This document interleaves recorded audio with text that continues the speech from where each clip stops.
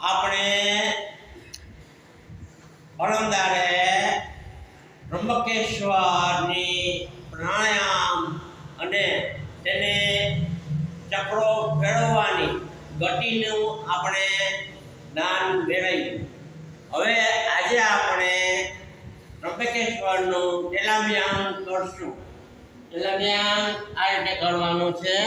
પહેલાં હાથમાં તેલ લઈ સરસવનું તેલ લેવાનું અને એને આપણી નાભી ફરતે લગાવવાનું. નાભી ફરતે લગાવી અને એ પછી આપણે એનું માર્જન કરવાનું, માલિશ કરવાની. હવે આ છે ચાલુ થયું.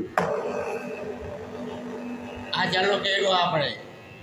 આ ચુંબક બરાબર, એક આ બીજું ચુંબક, આ કાઢી નાખ્યા 2 રૂપિયા. હા, હવે આપણે આને ફેરવવાનું છે. હા, ચકાર